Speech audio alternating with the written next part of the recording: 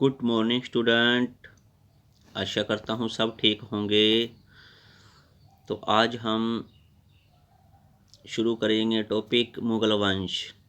जो मुग़ल वंश है इसको हम थोड़ा सा ध्यान से पढ़ेंगे, क्योंकि इसके अंदर हमें बहुत कुछ सीखना है।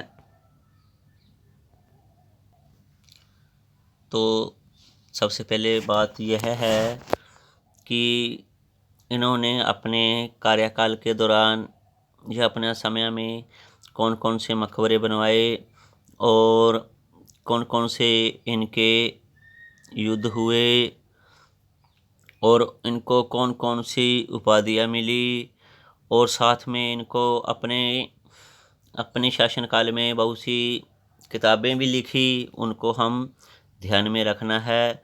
तो सभी को हम एक एक करते सभी को कवर कर लेंगे।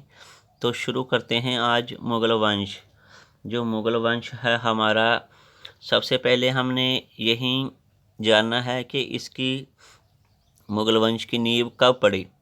पहले तो इनका कार्यकाल है मुग़ल वंश का सभी का 1526 से लेकर 1857 तक, और इसके अंदर मुग़ल शुरू से हम देखते हैं जो कि मुग़ल वंश के जो उत्तराधिकारी या शासक थे वो सभी लाइनवार है, और इसके अंदर जो मेन हैं, जो मुख्य है, हम उसको ही पढ़ेंगे। और जो मुख्य होते हैं वो ही हमारे पेपरों में पूछे जाते हैं। तो शुरू करते हैं आज मुग़ल वंश। जो मुग़ल वंश की जो नींव थी, पहले तो हमने यही देखना है, जो कि 1526 ईस्वी में 21 अप्रैल 1526 ईस्वी में बाबर और इब्राहिम लोदी के बीच पानीपत का युद्ध हुआ। इसके अंदर बाबर जीत गया और उन्होंने मुग़ल वंश की नींव रख दी। तो यही है इसके अंदर कि मुग़ल वंश जो शासक थे, पहले तो हमने यही देखना है, जो मुग़ल वंश के जो शासक या उत्तराधिकारी तैमूर वंश के 5वें वंश है।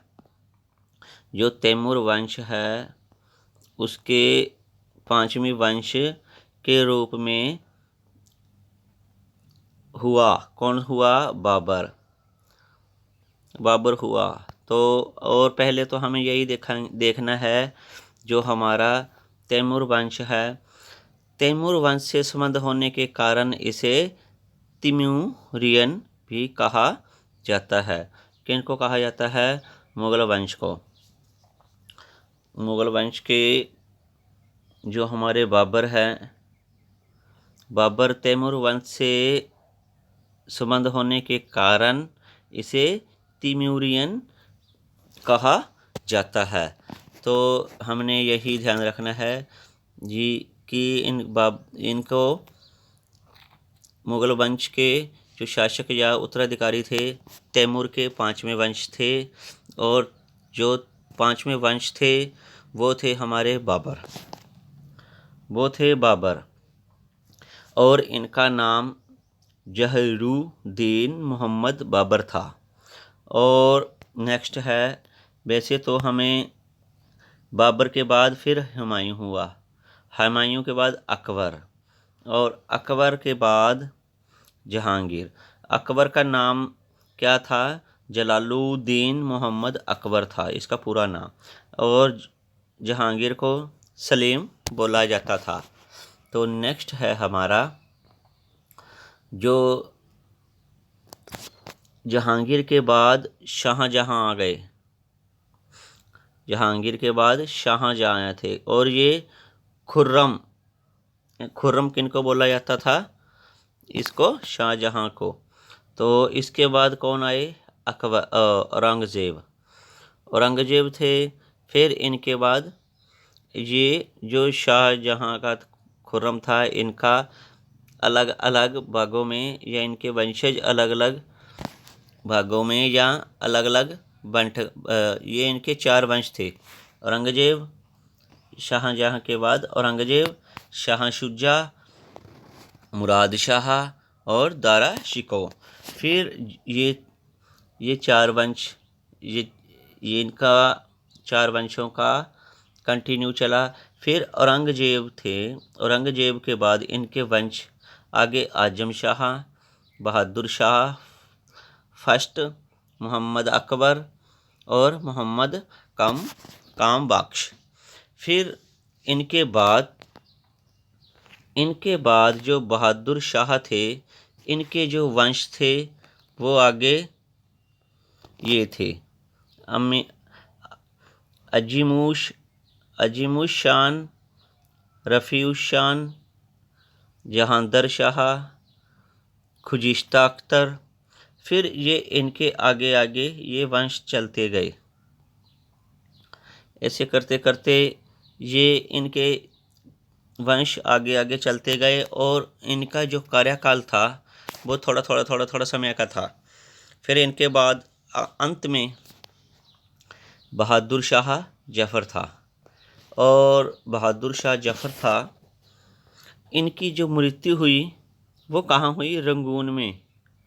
रंगून कभी कभी एग्जामिनर से डायरेक्ट क्वेश्चन पूछ लेता है, बहादुर शाह जफ़र की मृत्यु कहाँ पर हुई? रंगून में या बर्मा में। तो इनका जो कार्यकाल था हमने देख लिया, और वो छोटे इनके जो वंशों का कार्यकाल था, जो इनके मुख्य है जो वो हम आज सभी देखेंगे। वो एक छोटी सी ट्रिक है, वो कौन सी है? पहले तो बाज साहब, तो इनको हम इस क्रम में लिखेंगे। तो कभी कभी एग्जामिनर पूछ लेता है, वे इनका क्रम में लिखें, ये क्रम में बताओ। पहले था बाबर, फिर हुमायूं, फिर अकबर, फिर जहांगीर, फिर शाहजहां, फिर औरंगजेब, फिर बहादुर शाह। तो ये मुख्य है, इनको हम देखेंगे आगे। क्रम वाइज में इनको लगाना है, और इनको धीरे धीरे अब बाबर, हुमायूं, अकबर, जहांगीर के बाद शाहजहां और औरंगजेब और बहादुर शाह। तो ये इनके कार्यकाल में या इनके मुख्य मकबरे किन्होंने बनवाए और कहाँ बनवाए। पहले तो यही है कि बाबर का मकबरा कहाँ है? बाबर का मकबरा आगरा में इनकी मृत्यु हुई, फिर इनको ले जाकर काबुल में दफनाया गया, और काबुल में ही इसका मकबरा बना दिया गया। और हुमायूं का कहाँ? दिल्ली में। अकबर का कहाँ है मकबरा? सिकंदरा में। ये सिकंदरा कहाँ है जगह? ये हमारी आगरा में है। और जहांगीर का मकबरा कहाँ है? जहांगीर का है लाहौर शहादरा में। और शाहजहां का आगरा में। औरंगजेब का औरंगाबाद या दौलताबाद में। ये दौलताबाद के नज़दीक ही है औरंगाबाद। इसको कभी कभी पूछ लेते हैं, औरंगजेब का मकबरा कहाँ है? सीधा दौलताबाद भी दे दिया जाता है, तो हमने यह ध्यान रखना है। तो आगे हम चलते हैं, शुरू करते हैं अब जो मध्यकाल भारत के मुगल शासक मूल रूप से कौन थे? ये थे चगताई तुर्क। कौन थे? चगताई तुर्क। और नेक्स्ट क्वेश्चन है हमारा, भारत में मुगल शासन या मुगल शासक या शासन स्थापित करने के पश्चात जहरुद्दीन मोहम्मद ने अपना नाम क्या रखा? बाबर। तो यही हमने ध्यान रखना है, जो बाबर का दूसरा या असली नाम क्या था? जहारुद्दीन मोहम्मद। नेक्स्ट है हमारा, बाबर मुलत कहाँ के निवासी थे? कहाँ के थे? फरगना में। जो फरगना कहाँ है? कभी कभी सीधा क्वेश्चन पूछ लेते हैं। बाबर का जन्म फरगना में हुआ। ये कहाँ, वर्तमान कहाँ है ये उज्बेकिस्तान में। बाबर अपने पिता के पक्ष से तैमूर वंश का तथा माता के पक्ष से चंगेज खान का वंश था।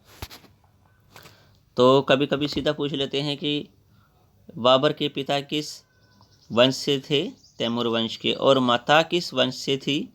ये थी चंगेज खान के वंश से थी। और नेक्स्ट है क्वेश्चन हमारा, जो खानवा का युद्ध से दिल्ली आगरा क्षेत्र में बाबर की स्थिति सुदृढ़ हो गई। तत्पश्चात उसे मैदानी राय पर आक्रमण कर दिया। तो अब हम शुरू करते हैं बाबर और हुमायूं। पहले बाबर के बारे में पढ़ेंगे, फिर हुमायूं के बारे में। पहले पढ़ते हैं हम बाबर। जो बाबर है तो भारत में किसमें, कौन, कहाँ?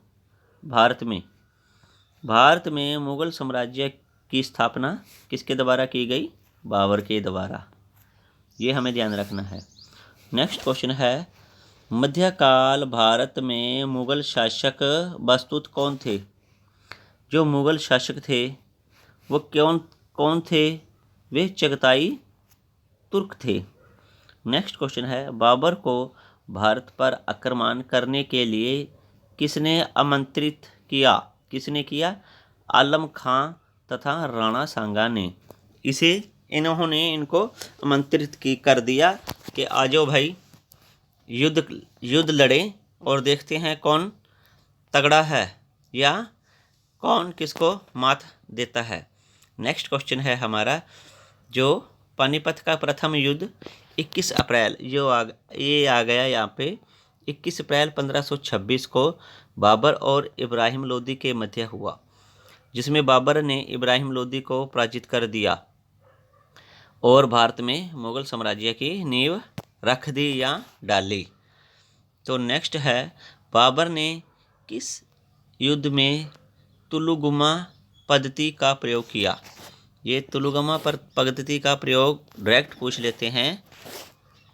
पानीपत का प्रथम युद्ध में इसने तुलुगमा पद्धति का प्रयोग किया।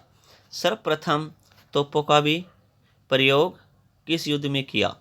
तो उस समय तोपों का प्रयोग पानीपत के प्रथम युद्ध में बाबर ने प्रयोग किया। नेक्स्ट है, बाबर ने जिहाद का नारा किस युद्ध में दिया? किस युद्ध में? खानवा के युद्ध में। नेक्स्ट है, खानवा के युद्ध में विजय के पश्चात बाबर ने कौन सी उपाधि धारण कर ली? कौन सी उपाधि धारण कर ली? गाजी की उपाधि धारण कर ली। और गाजी को क्या बोला जाता है? काफिरों को मारने वाला। तो नेक्स्ट है, बाबर ने तुर्की भाषा में तुझको ए बाबरी नामक आत्मकथा लिखी। तो सीधा कभी कभी पूछ लेता है, बाबरनामा किसकी आत्मकथा है? तो ये किसकी है? बाबर की। किस भाषा का प्रयोग किया? तुर्की भाषा का।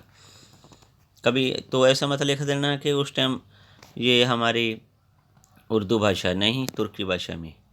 तो नेक्स्ट है हमारा क्वेश्चन, बाबर ने अपनी आत्मकथा बाबरनामा में किस हिंदू राज्य का उल्लेख किया? किसका?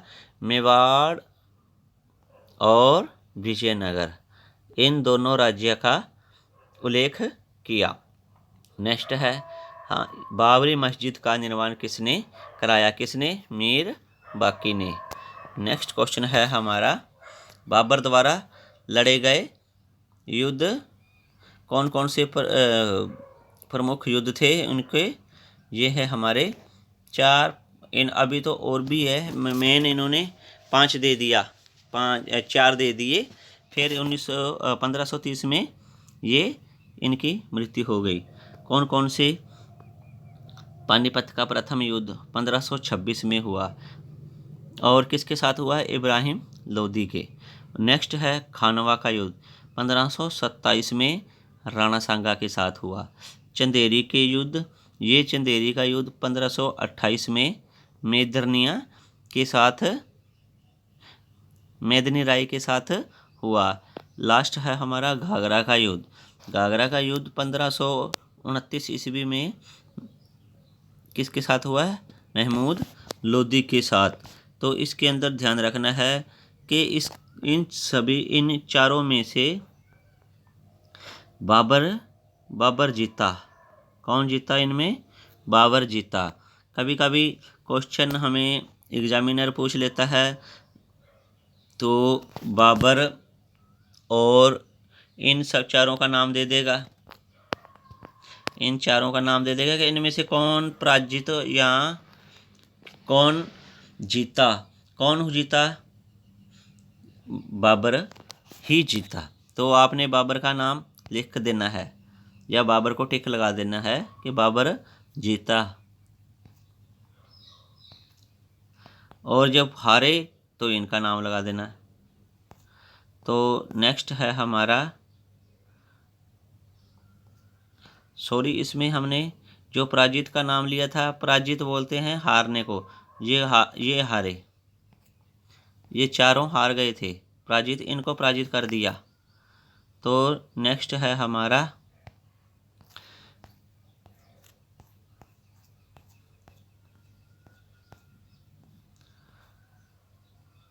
तो जो बाबर के समय आक्रमण हुए, बाबर के समय में जो आक्रमण हुए तो उस समय भारतीय राज्य कौन थे और उनके शासक कौन कौन से थे? तो पहला है विजयनगर। जो विजयनगर इनके ये राज्य है और इसका शासक कौन थे? कृष्ण देव राय। और दिल्ली पर कौन बैठे थे? इब्राहिम लोदी थे। या दिल्ली का शासक कौन था? इब्राहिम लोदी। और बंगाल का शासक कौन था? नुसरत शाह। और नेक्स्ट है मेवाड़ के शासक कौन थे? मेवाड़ के शासक राणा सांगा थे। तो नेक्स्ट क्वेश्चन है हमारा, बाबर को उसकी उदारता के कारण लोग उसे किस नाम से जानते या पुकारते थे? किसके नाम से? कलंदर के नाम से पुकारते थे। तो नेक्स्ट है, आगरा में किसने ज्यामितीय विधि से बाग या रामबाग नूरे अफगान के नाम से लगवाया? किसने? बाबर ने। तो नेक्स्ट है हमारा, हुमायूं ने चुनार दुर्ग पर प्रथम बार कब आक्रमण किया? चुनार दुर्ग पर ये 1532 में इन्होंने आक्रमण किया। तो नेक्स्ट है हमारा, अब यहाँ से हमारा चल पड़ा हुमायूं। बाबर ख़त्म हो गया और हुमायूं शुरू हो गए। यहाँ से हुमायूं के बारे में, हुमायूं ने और ये से पूछ लेंगे हुमायूं किसका बेटा था? बाबर का। और नेक्स्ट है हमारा, हुमायूं ने चुनार दुर्ग पर सर्वप्रथम कब आक्रमण किया? 1532 में। और नेक्स्ट है हमारा हुमायूं ने कलिंजर का अभियान किस वर्ष किया? कब किया? 1530 ईस्वी में। नेक्स्ट है हमारा, कौन सा मुगल शासक ज्योतिष में विश्वास रखता था? कौन रखता था? हुमायूं। तो ज्योतिषी में विश्वास रखने वाला कौन सा मुगल शासक था? हुमायूं था। ये हमने ज्योतिषी हम सभी को पता है क्या है। तो नेक्स्ट है हमारा, जो 26 जून 1539 को चौसा के युद्ध में हुमायूं को किसने पराजित किया? किसने हराया? शेर शाह सूरी ने इनको हरा दिया था। नेक्स्ट क्वेश्चन है हमारा, चौसा के युद्ध के दौरान निजाम नामक एक भिश्ती ने हुमायूं की जान बचाई, इसलिए हुमायूं ने उसे आधे दिन के लिए बादशाह बना दिया। तो नेक्स्ट है, कभी कभी क्वेश्चन में ये चौसा के युद्ध में इन्होंने इनकी ये मतलब कि युद्ध करते समय ये इनकी जान किसने बचाई, एक भिश्ती या भिखारन थी जो उन्होंने बचाई, इसलिए हुमायूं ने उसे आधे दिन के लिए एक बादशाह बना दिया। नेक्स्ट है हमारा, किस युद्ध में पराजित होने के पश्चात हुमायूं को दिल्ली की गद्दी छोड़कर भागना पड़ा? कौन से, बिलग्राम या कनौज का? कभी कभी सीधा पूछ लेते हैं, यो बिलग्राम का युद्ध या कनौज का युद्ध कब हुआ? 1540 में। तो इस युद्ध में हुमायूं ने दिल्ली की राजधानी दिल्ली की गद्दी छोड़कर भागना पड़ा। तो किस युद्ध में विजय के पश्चात हुमायूं दिल्ली पर पुनः शासक कर लिया या पुनः शासक बन गया? ये सरहिंद का युद्ध 1555 ईस्वी में हुआ। नेक्स्ट है हमारा 1556 आ गया। 56 में हुमायूं की मृत्यु किस कारण हुई? तो 1556 में ये इनकी मृत्यु हो गई। ये एक पुस्तकालय था, देने पनाह, इनकी सीढ़ियों पर गिरने से इनकी मृत्यु हो गई। तो स्वर्ण सिक्का जारी करने वाला प्रथम मुगल शासक, पहले तो थे हमारे जो 5 वंश थे सल्तनत काल में, उन्होंने अपने अपने समय में सिक्के बनवाए, कोई चांदी का, कोई तांबे का, कोई स्वर्ण सिक्का, कोई चमड़े की मुद्रा, ऐसे ऐसे बनाई। तो अब है इन्होंने पूछा है जो स्वर्ण सिक्का जारी करने वाला प्रथम मुगल शासक कौन था? कौन था? हुमायूं था। नेक्स्ट है, हुमायूं के मकबरे का निर्माण उसकी पत्नी कौन थी? हाजी बेगम द्वारा दिल्ली में करवाया गया। ये श्वेत यानी सफ़ेद संगमरमर से निर्मित है। यह भारत का प्रथम दोहरे गुंबद वाला मकबरा है। तो कभी कभी सीधा ही क्वेश्चन पूछ लेता है, जो भारत में प्रथम दोहरे गुंबद वाला मकबरा ये किस से संबंधित है? कौन किसका है? ये हुमायूं का मकबरा है। तो नेक्स्ट है हमारा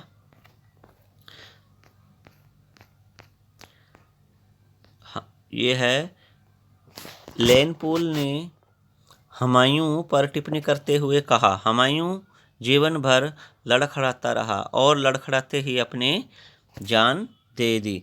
ये से सीधा ही पूछ लेते हैं, हुमायूं जीवन भर लड़खड़ाता रहा और लड़खड़ाते हुए हमारे अपनी जान दे दी। ये किन्होंने बोला? ये बोला लेनपूल ने।